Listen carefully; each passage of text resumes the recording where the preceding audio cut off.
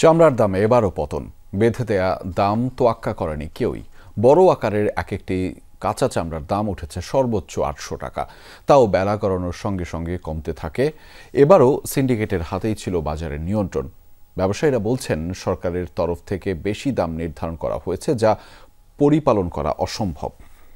গ্লিটারের twin lemon ও antibacterial formula বাসনকে চকচকে জীবাণুমুক্ত করে আমাদের দেয় গ্লিটার গ্যারান্টি। 5 বার আমার কাছে গাড়িটা উঠে যাও, মাল যাবে ওকে গাড়িটা 850 টাকা লেগে দরকার নাই। 600 টাকা মাল মিলে মাল কই মিলছে আপনার মালের লগে মিলে নাও 600 টাকা লেগে মিথ্যা বলে যাক ভাই, এটা আখেরাতে দিবেন, কোনো সমস্যা নেই। মিথ্যা বলে তুমি তো বলছো আখেরাতে। সকাল থেকেই দাম নিয়ে চলে এমন বাকবিতণ্ডা। মৌসুমী ব্যবসায়ী এবং পাইকার আড়তদারদের মধ্যে চলে দর কষাকষি। রাজধানীর সায়েন্স ক্লাব মোড়ে বেলা 11টার দিকে আসতে থাকে গরুর চামড়া, কিন্তু দামের পতনে মৌসুমী ব্যবসায়ীদের যেন মাথায় হাত। ফরিয়া, মৌসুমী ব্যবসায়ী কিংবা মাদ্রাসা এতিমখানা কর্তৃপক্ষ, সবার মধ্যেই দাম নিয়ে ছিল ক্ষোভ। বড় এবং মাঝারি আকারের কাঁচা চামড়ার বিক্রি মূল্য ছিল 600 থেকে 800 টাকা পর্যন্ত। আমরা মাল 1100 কিনছি, 1000 টাকাও কিনছি, খালি দুইটা মাল কিনছি আপনার কাছে 850 টাকা করে। এখন উনি করে 600 টাকা করে। এটা অযুক্তি। আর টিপিতে রেট দিচ্ছে 100-700 টাকা দাম বলতেছে, এইভাবে করলে কিভাবে চলবো? এখন কাঁচামালের দামই যদি 1300 টাকা বলে, তা আমরা 4-5 মানুষ এখানে খাইটা ক্যারিং খরচ দিয়ে নিয়ে তারপর লবণ লাগায়, এই মালের দাম তখন পড়বে প্রায় 1600-1700 টাকা। সরকারের তরফ থেকে লবণযুক্ত চামড়ার দাম প্রতি বর্গ ফুট নির্ধারণ করা হয় 65 টাকা, আর ছোট আকারে লবণযুক্ত প্রতি পিস চামড়ার মূল্য বেঁধে দেওয়া হয় 1350 টাকা। কিন্তু এই দাম কেউ মানেনি। এক একটি চামড়ায় প্রক্রিয়াকরণ করতে ব্যয় হয় 300 টাকা। সেই হিসাবে একটি কাঁচা চামড়ার দাম হওয়া উচিত 1000 টাকার উপরে।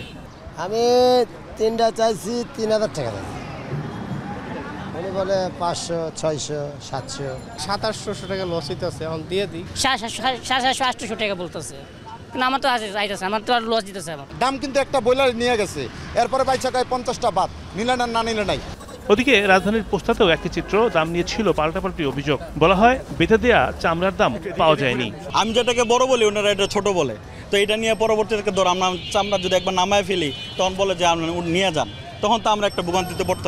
একটা চামড়া 400 টাকা খরচ আছে, লবণের দাম বেশি, কারিগরের দাম বেশি, ঘর ভাড়া বেশি। সাভারের হেমায়েতপুরে চামড়া শিল্প নগরীতে সংগ্রহ করা হয় পশুর চামড়া। মাদ্রাসা এবং এতিমখানার চামড়াই এখানে বেশি আসে। এখন মাল নামাবো গাড়ি থেকে, তারপরে লাগাবো, লবণ লাগাবো, সংগ্রহ করবো।